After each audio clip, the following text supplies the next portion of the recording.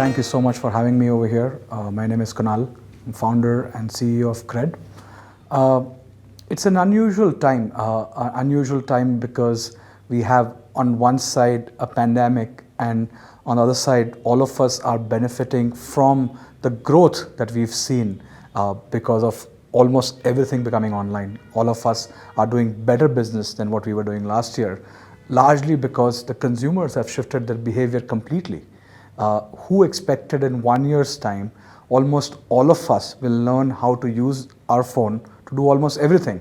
We have figured out how to use the phone for our vaccination. We have an Arogya Setu app to be able to travel and track contacts. And all of us are now using tech to almost solve every problem of our life. And this consumer behavior that has shifted, where we are learning online, where we are doing meetings online, we are doing this conference online, we have reached a point where this behavior is likely to go back to what it was before. We are all going to move to a more efficient version. And this creates an immense opportunity ahead of us where all of our businesses can grow exponentially. And the path to get to 5 trillion economy does not look that difficult. However, there are 4 catalysts that will drive this particular growth, and we need to be all knowing it and thinking about it and working towards it. Let's quickly talk about that. The first one is expanding credit. And we all talk about it as businesses, that how do we get more credit to be able to do more businesses, but it does not limit it just to us. The consumers need to get access to credit. We need businesses to get access to credit. We need our service providers to get access to credit. And everybody needs to invest in expanding their businesses, their capabilities, their infrastructure.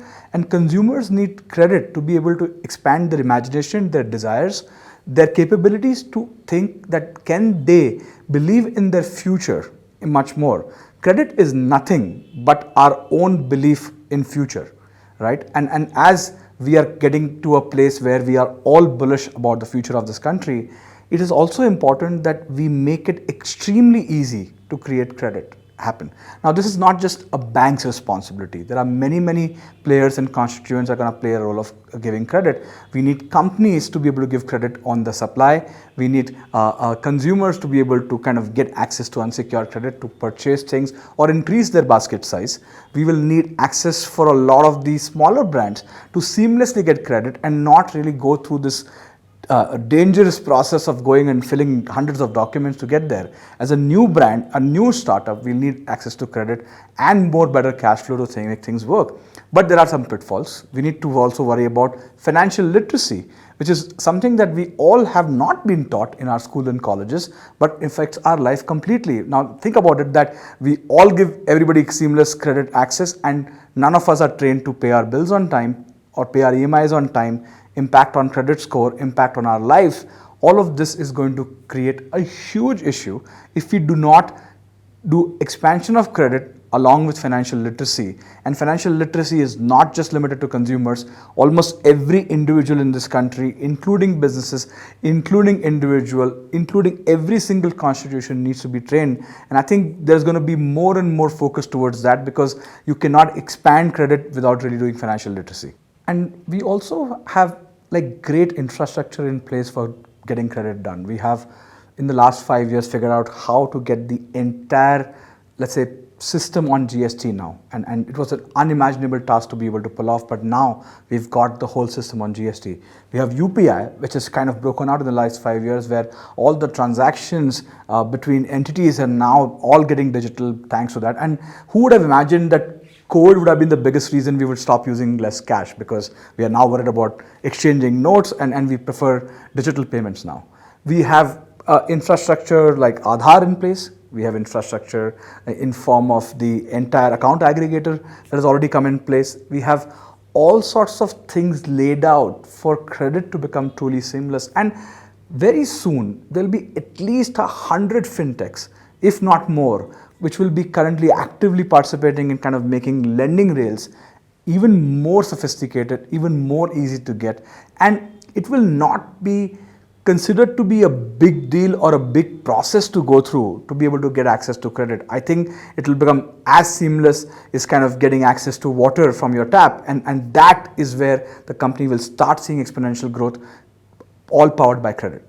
And second, but probably the most important catalyst, is encouraging women to participate in the labor force. We have a very worrying stat in front of us. Less than 8% of urban Indian women are currently having financial independence or independent income as we talk about it. And this is something that we should be all worried about, because consumption grows when the per capita income grows, and per capita income cannot grow with only one gender working. We have currently Bangladesh in front of us, which has crossed us on per capita income, with 68 to 70% of their urban female population working. And we are at 8%. We are probably the lowest in the Asian subcontinent.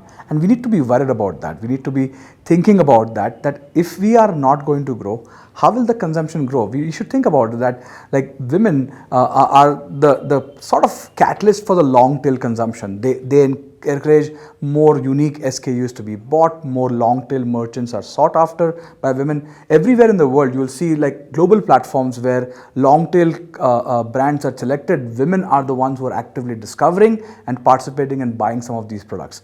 And unless we give them financial independence and encourage that behavior, we are unlikely to create that impact happen. The big roadblock to our 5 trillion dream is one gender not working. And the third catalyst is earning trust. As businesses, earlier we would have trust because we would be around in a geography where people know us, people understand who we are, what our backgrounds are, what our family were, and they would just start buying from us because they knew us. But now in this big world of online, they don't know who you are, and unless they can trust your brand or even recognize your brand or appreciate your brand, you are less likely to become a very large business.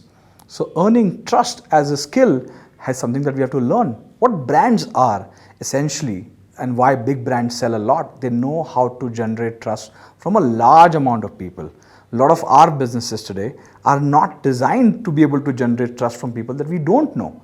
And we need to learn all of these things. We cannot expect that we just put our stuff online, it will start selling. It doesn't work that way. We need to create a mechanism of learning how branding works. We need to probably get trained on what branding is all about. We need to understand. It's not something like, acha ad kar denge. That's not how branding works. Brands are all about creating a story that people trust. They need to understand, why do you exist? Why do you do this product? What does this product solve for? Who are the other people who are using this product? Do you have good ratings? Do you have good reviews? All of this are things that we need to invest. Otherwise, we'll be all at mercy of other people to make things work for us, and we'll get like pretty much disintermediated right now. Let's think about this situation. How many of us know about a branded banana?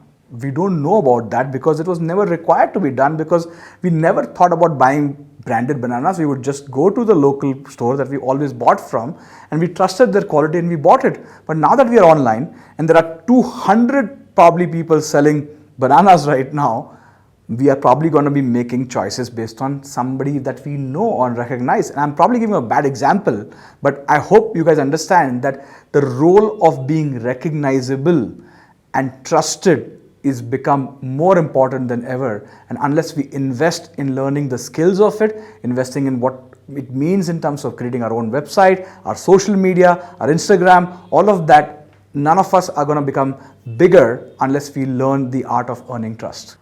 And the fourth catalyst is leveraging technology, and just not about selling online. We need to leverage technology in every aspect of our life. We all currently have a chief technology officer in our family, and that person happens to be between the age of 10 and 18, and this person is driving the family's technology usage on all dimensions.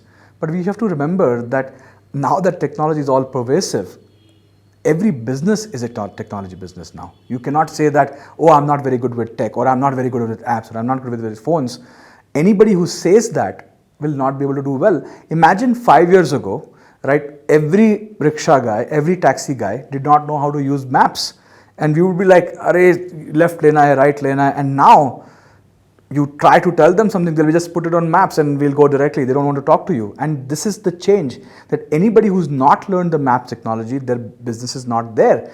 Even if as a rickshaw driver or a taxi driver, same applies for your business. if you do not become good at technology and applying that in every aspect of your business. You cannot say, I just sell online. I will ask you, how do you do your payroll? Do you have it online, or do you have it digital, or are you doing it manually? How are you managing your accounts? How are you managing your GST? How are you managing your inventory? How are you managing your claims? All of that aspect has to be driven through technology, and unless you invest in that, invest in learning how to use that, you are not going to be able to make it big. Leveraging technology is going to be actually the key determinant for your existence. Forget about your growth. And unless and until you actually invest on every aspect of it, your business is not going to make it big. And now that we've discussed all these four catalysts, I'm sure there are not just these four. I'm sure there are 10 other factors that will kind of help us get there. But we are at an opportunity of a lifetime.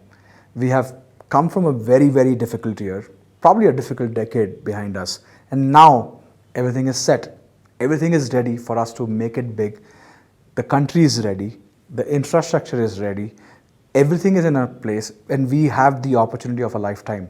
And I'm as excited as you guys are about the India's decade that is ahead of us, which is going to be the decade of highest growth that we've ever had, and will transform this country forever.